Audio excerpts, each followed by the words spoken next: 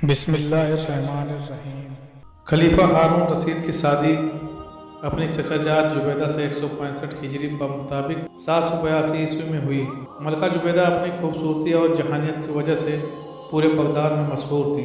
ناظرین گرامی، یہ وہی جبیدہ بنت جعفر ہیں جنہوں نے پانی کی قلت کے سبب حجاج کرام اور اہل مکہ کو درپیش مشکلات اور دشواریوں کا اپنی آنکھوں سے مشاہدہ کیا، تو انہوں نے شہر مکہ اور میدان عرفات کو پانی کی فراہمی کے لیے ایک نہر بنوائی، جسے تاریخ میں نہر زبیدہ کے نام سے جانا جاتا ہے۔ خلیفہ ہارون رشید اور ملکہ جبیدہ کو اللہ پاک نے 787 عیسوی میں ایک بیٹا عطا فرمایا، جس کا نام انہوں نے امین رکھا۔ خراسان کے گورنر علی ابن عیسیٰ نے خلیفہ ہارون رشید کو ایک کنیز تحفے میں دی، جس کا نام مراجل تھا۔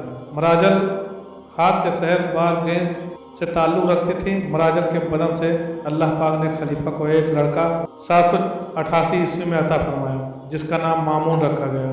مامون کی پیدائش کے چند دن بعد ہی اس کی ماں مراجل انتقال کر گئی۔ خلیفہ ہارون مامون اور امین دونوں کو ایک ہی مدرسے میں تعلیم و تربیت کے لیے بھیج دیا۔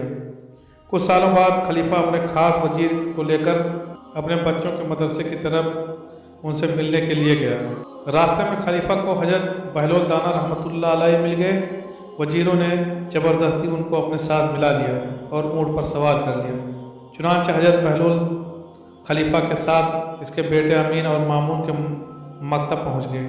مکتب پہنچ کر خلیفہ نے استاد سے اپنے بچوں کی تعلیم، تربیت اور جہانیت کے بارے میں دریافت کیا، تو بچوں کے استاد محترم کہنے لگے، عالی جاں، آپ کا بیٹا امین عورتوں کی سردار ملکہ جبیدہ جیسی ہوشیار اور عقلمند خاتون کا بیٹا ہے، لیکن وہ کند ذہن ہے، اسے کچھ بھی جلد سمجھ نہیں آتا، جبکہ مامون جو کہ ایک کنیز میں آپ کا بیٹا ہے، وہ بہہ ذہین، دانشمند اور باوقار ہے۔ خلیفہ کہنے لگے، حیرت ہے، دونوں میرے ہی بیٹے ہیں، لیکن دونوں کی ذہنیت میں اتنا فرق کیسے ہو سکتا ہے؟ تمہیں بغیر ثبوت کی اتنی بڑی بات کیسے کر سکتے ہو؟ خلیفہ نے غصے کا اظہار کیا تو بچوں کے استاد کہنے لگے، جناب والی، دونوں بچے تفریح کے لیے باہر گئے ہوئے ہیں، میں دونوں کے بیٹھنے کی جگہ ایک کاغذ چھپا کر رکھ دیتا ہوں، جب دونوں آئیں تو آپ خود ملاحظہ فرما لیجیے گا۔ کچھ دیر بعد بچے مکتب میں داخل ہوئے اور اپنے والد کو دیکھ کر بے حد خوش ہوئے، اور اپنے والد محترم سے گلے ملنے کے بعد دونوں بچے اپنی اپنی جگہ بیٹھ گئے، جو ان کے استاد نے ان دونوں کے لیے مخصوص کر رکھی تھی، اور جہاں پر استاد نے ایک موٹا کاغذ چھپا دیا تھا۔ مامون بیٹھتے ہی کچھ مضطرب نگاہوں سے ادھر ادھر دیکھنے لگا، جبکہ امین اپنی جگہ پر اطمینان سے بیٹھا رہا۔ کیا بات ہے مامون، کچھ بے چین نظر آتے ہو؟ آخر استاد نے مامون کی بے چینی کی وجہ پوچھ ہی لی۔ استاد محترم، میں اپنے بیٹھنے کی جگہ میں کچھ تبدیلی محسوس کرتا ہوں، مگر سمجھ نہیں پا رہا، ایسا لگتا ہے جیسے میری جگہ کاغذ بھر اوپر ہو گئی ہے یا چھت کاغذ بھر نیچے ہو گئی ہے۔ امین، کیا تمہیں بھی کوئی تبدیلی محسوس ہو رہی ہے؟ نہیں استاد محترم، امین نے جواب دیا۔ خلیفہ تو جیسے تم بخود ہو کر رہ گیا اور سر کو پکڑ کر بیٹھ گیا۔ حضرت بہلول بھی یہ منظر دیکھ رہے تھے۔ بچوں کے استاد بولے، عالی جاں، اگر اجازت ہو تو دوسرے کمرے میں چلتے ہیں۔ وہ بچوں کو ادھر ادھر چھوڑ کر دوسرے کمرے میں چلے گئے۔ خلیفہ نے حیرت زدہ ہو کر کہا، آخر کیا ماجرا ہے؟ امین کی ماں جبیدہ عرب کی ذہین ترین عورتوں میں سے ہے، اس کا کوئی مقابلہ نہیں، مگر اس کا بیٹا۔ آخر بہلول جو تب سے خاموش کھڑے تھے بول پڑے، عالی جاں، اگر اجازت دیں تو میں اس کا سبب بیان کروں۔ ہاں ضرور کرو۔ خلیفہ بہلول کی طرف متوجہ ہوا۔ اولاد کی دانشمندی اور ذہانیت کے دو بڑے سبب ہوتے ہیں۔ خلیفہ دلچسپی سے حضرت بہلول کی بات سننے لگا۔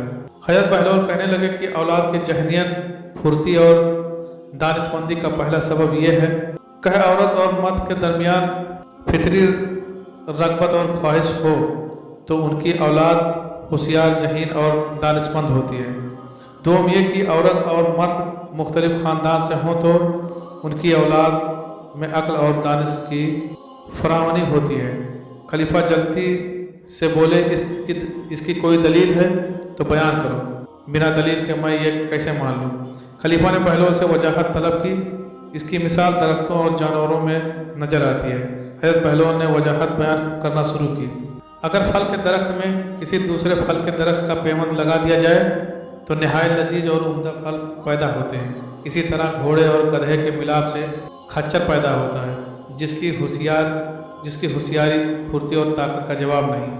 اب عالی جاں ہم سمجھ سکتے ہیں کہ امین میں جو ذہانیت کی کمی محسوس ہوتی ہے، اس کی وجہ اس کی والدہ اور آپ کی رشتہ داری ہے، جبکہ مامون کی ماں دوسرے قبیلے سے تعلق رکھتی تھی۔ خون کے لحاظ سے آپ میں اور اس میں جو فرق ہے وہی مامون کی ذہانت اور دانشمندی کا سبب ہے۔ خلیفہ نے جب یہ ساری تفصیل ایک ایسے شخص سے سنی جسے سارے شہر کے لوگ دیوانہ کہتے تھے تو حیران رہ گیا۔ بچوں کے استاد بھی حضرت بہلول کی دانائی کی تعریفیں کرنے لگے۔